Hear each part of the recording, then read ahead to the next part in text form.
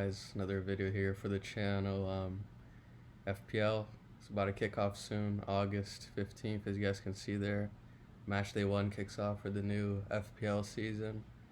Thought I'd bring you guys a video to kind of show you the team that I got going on right now, strategy, and also obviously, picks that I think are good, picks that can work out for you, maybe teams to target as a whole. And yeah, just talk about, you know, what I expect this season for each particular team. As a whole, I mean, looking at the teams that went up, Sunderland, Leeds, Burnley. I don't know if we can expect too much from them. Burnley had a pretty good defense. If that helps you guys at all, honestly, not many players to target from the newly relegated team or the new promoted teams. Dingra is playing for Sunderland, obviously. He could end up being a good pick on their end, but besides him, maybe Enzo Lefebvre for Sunderland could end up being a good pick.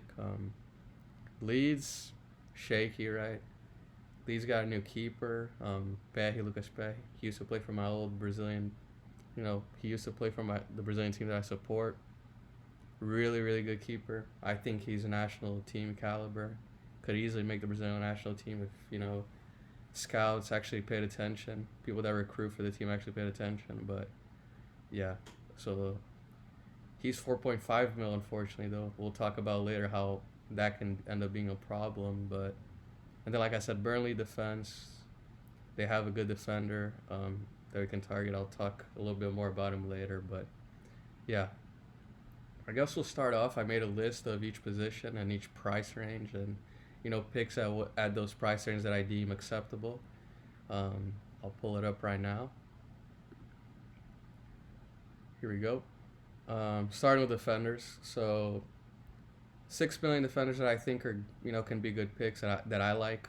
These picks here, guys, that you'll see, all the names here are names that I like or, that I find interesting. Obviously, some of them I like more than others, but if their name is here, they're picks that I can, that I find acceptable, that I think could end up working out. Obviously, there might be, there will be names here that I don't put that end up doing well. It's fantasy for you, right? It's random at times, a lot of luck involved, but these are picks that, I like. So like I said, some that I like more than others, but yeah. So defender, 6 million, guys. Gabriel obviously gives you goal threat.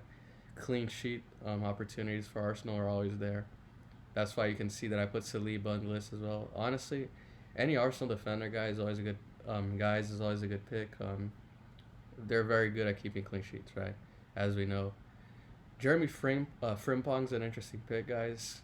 We haven't seen all that much of him playing for Liverpool yet, but obviously if you watch him in Leverkusen, he's very attacking. Liverpool defense kept the most clean sheets in the Premier League last season. Is that going to continue this year? Who knows?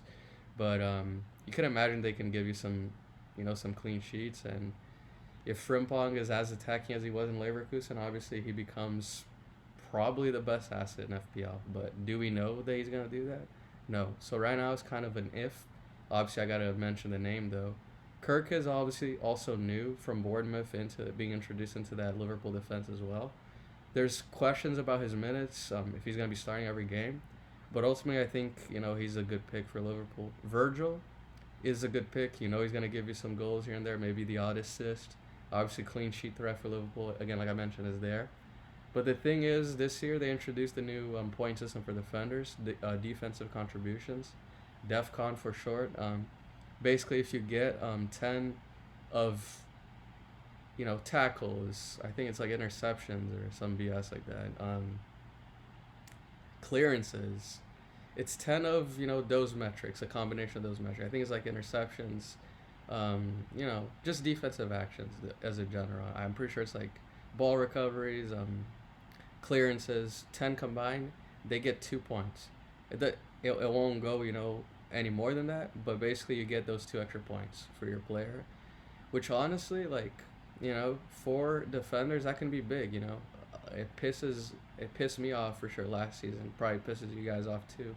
When you have defenders and when the clean sheet is gone, is GG's, right? Like you know he's gonna get you 2 points or 0 or 1. It's over basically. Now with the introduction, I feel like with this introduction of this new scoring system, at least you can fall back on those defensive contribution points and not be a complete strikeout on your defenders. I like them a lot. That's why you'll see in the team that I put together, I'm targeting that. I'm targeting players that there was already a list that came out basically of letting you know that if this metric of defensive contributions was introduced last season, which guys would do better, which defenders would do better, and by how many points extra better would they do. And there are some names at the top of that chart that you see in my team just because of that, because I feel like it's huge having a fallback like that. Basically having guys that guarantee you 2 extra points in defense when clean sheets come. They're not hard. They're not easy to come by, right? In the Premier League, they're very hard to come by. So, you'll see on my team, I targeted that a lot. Okay.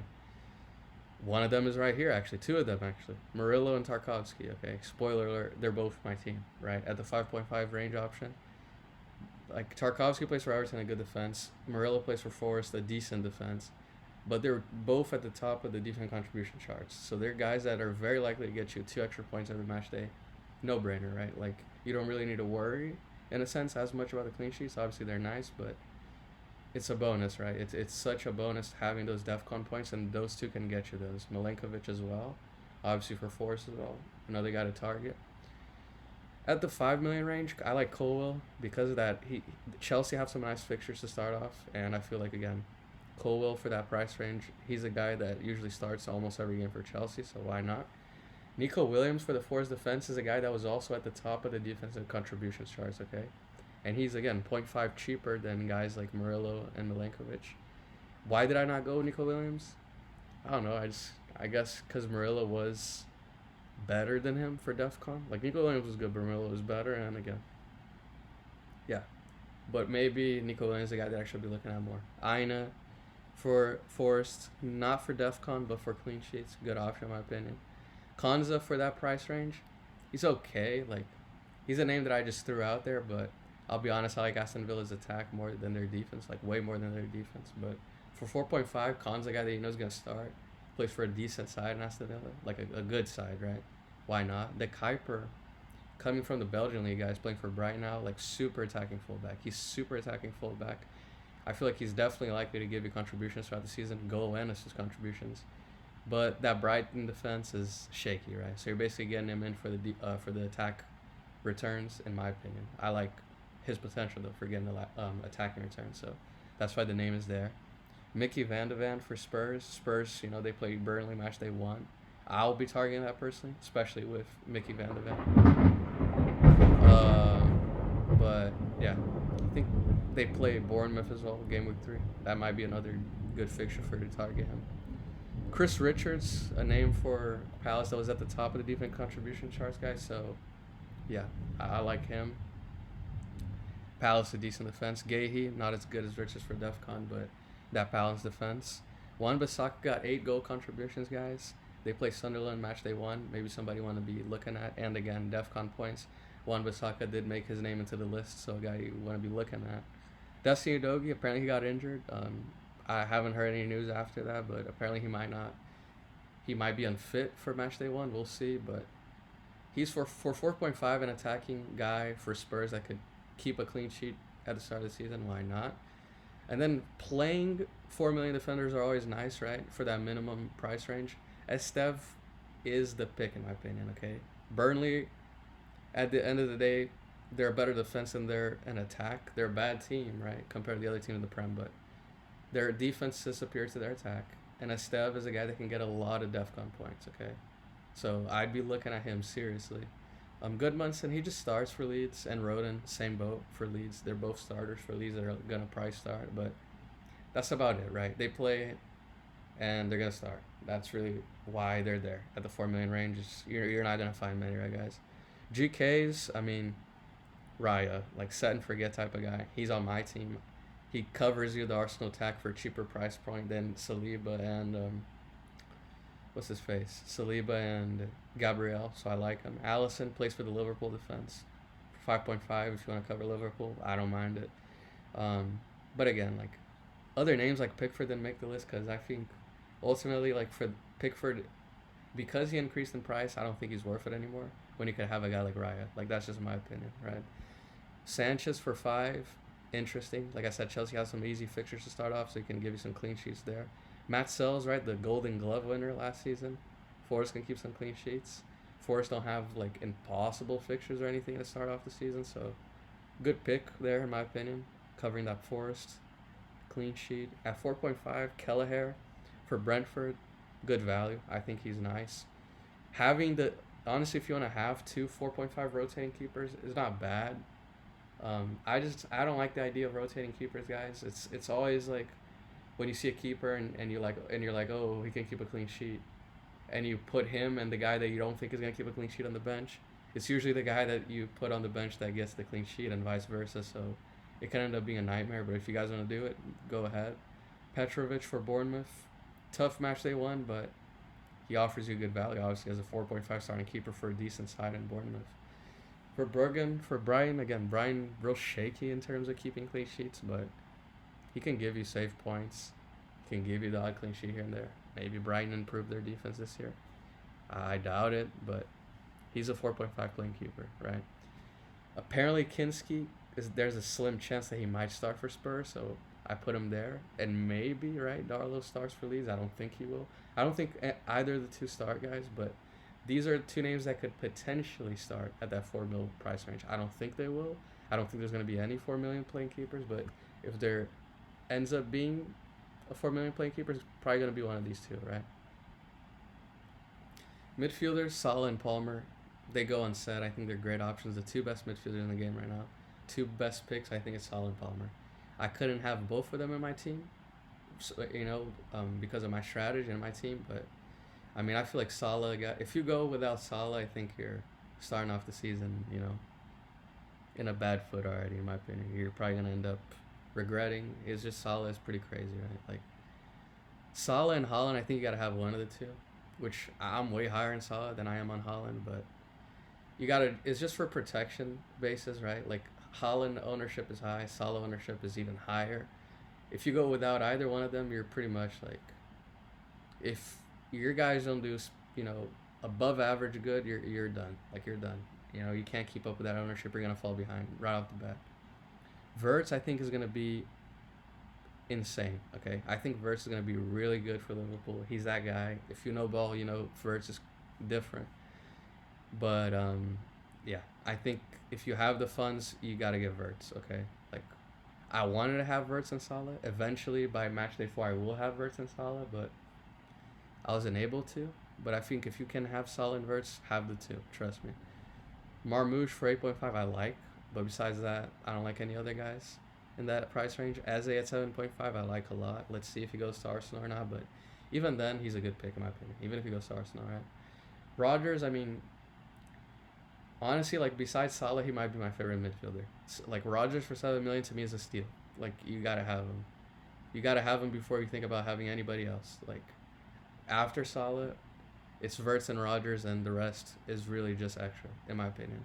Obviously not extra, but like, those guys are the guys you gotta be looking at in the midfield, right?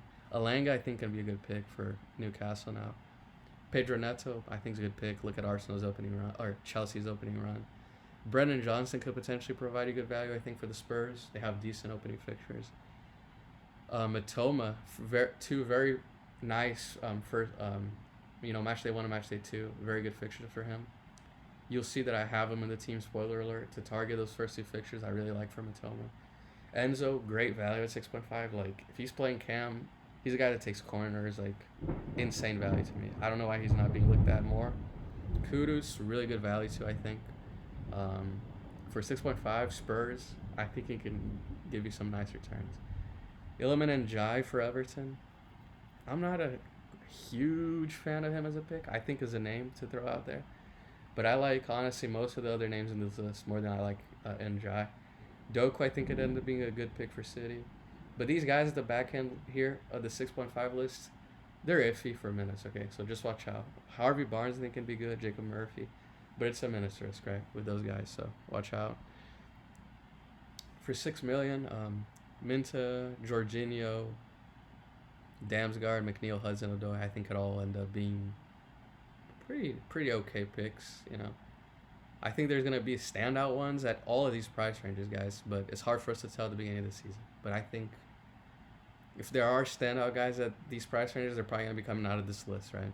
We just don't know who's gonna be the standout. But at 5.5, I think Arias is honestly very good value. Like John Arias, I followed him throughout the whole Brazilian league, and now for Spurs, he's probably gonna be taking penalties. Like, don't listen to what people are saying that it's gonna be Sean Larson. I don't think it is. I think Arias is gonna take all their set pieces penalties. So John Arias for Wolves is a hell of a pick in my opinion. Okay, you should be looking at him more. Okay, and I will eventually get him in my team. Not for Matchday 1, but will get him in my team. Jota Silva for Nottingham Forest is a guy that if he starts, I mean, I like him a lot. I think Jota Silva, if he gives you 70, 60 minutes starts, he's a pick. If not, which is looking like he might not be, then just kind of forget it. He's deemed useless if he doesn't start, right?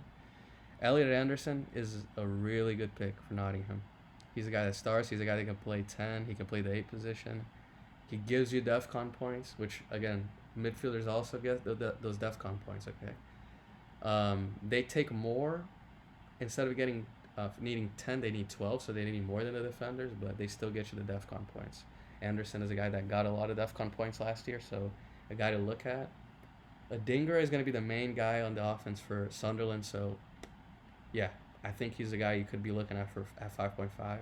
Malen, if he starts, guys, for Aston Villa, I think is in really good value. At 5.5, like Malen might not play the 90, but if you get 60, 65 minutes out of Malen starting for Aston Villa for that price range, I think you can be pretty happy about that.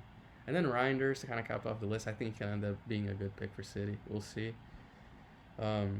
Like I said, not many options here as we go down the list, but Enzo De La Fey is going to be playing maybe around 90 minutes for Sunderland. He can end up being a good pick. Anton Stach coming from the Bundesliga, I wouldn't be surprised. Okay, if he end up being a good guy for those DEFCON points and maybe extra, yeah, I wouldn't be surprised. But right now he's a question mark. And then also, what looks to be one of the few actually maybe useful 4.5 guys in Aaron Ramsey is also a question mark. Okay, I don't see anybody else really. Maybe some other guys come into the picture, but right now this is it. Okay, forwards, very few picks for the forward position, guys. I think it's very slim pickings here, but you want to have strong forwards, okay? Because yeah, like it's just very few to pick from. But Haaland, I think you can't go wrong really if you have the funds to go Haaland. I would probably stick with Salah over Haaland. That's just me, but Haaland, let's see how the season goes for Haaland. It's, he still had a decent season last year, not like the previous one, but let's see, right? Isaac Jacques, Watkins, and Bowen, I like all of those. I really like all of those. I like Bowen a lot, okay, to start off the season. Watkins, I like him a lot. I like Bowen and Watkins more like Jacques than Isaac, but it's weird because I like Jacques more than I like Saka for Arsenal. It's going to be interesting to see who for Arsenal end up being, the assets, right?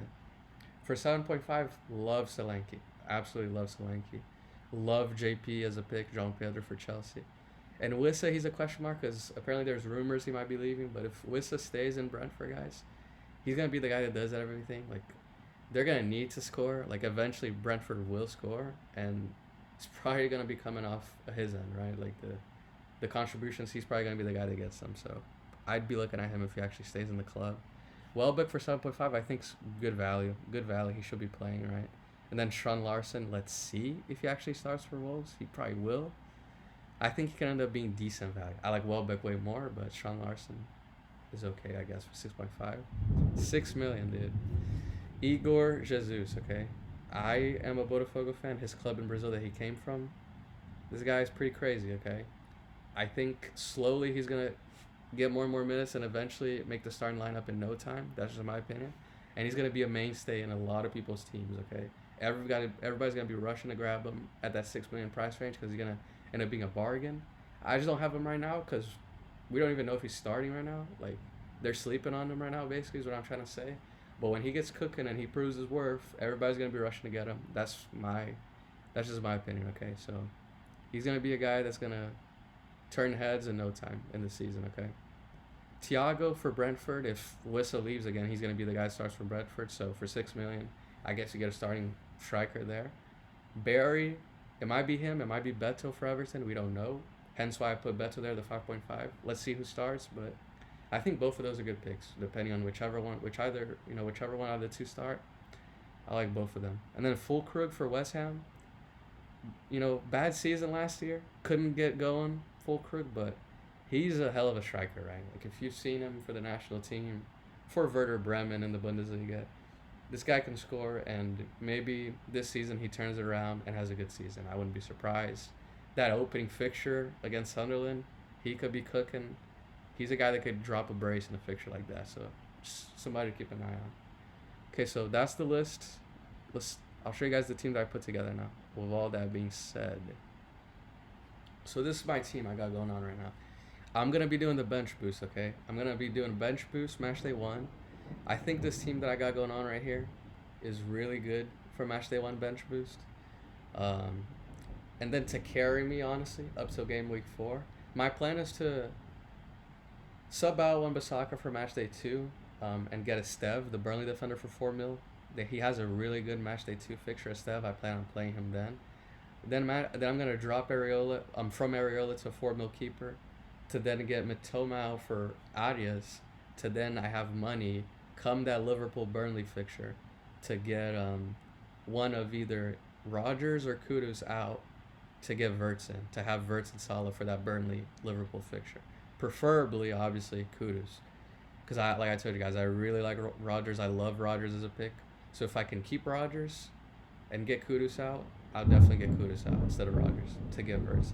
But that's the plan, working my way to get Verts. But this team, I think, for a Matchday 1 bench boost is really good. You guys let me know in the comments what you think. If you got any advice for my team, some things you see that you like about my team, things that you see, some aspects that you see could be improved, let me know in the comments. But yeah, if this helped you guys, let me know. Let me know what your teams are looking like down in the comments. If you guys want me to give opinions on what the team's looking like, drop it down in the comments. I know it's my first FPL video. You guys probably don't have anything to go based on. If I'm a good FPL player, if I'm a bad FPL player. I'll be honest, this is gonna be my second season playing it. But as you guys can see in the channel, I do a lot of fantasy, not just FPL. All types of fantasy soccer, and I usually do pretty good on them. Very hard you see me giving out bad advice here. So yeah, you guys let me know. Have a good rest of your night, and peace out.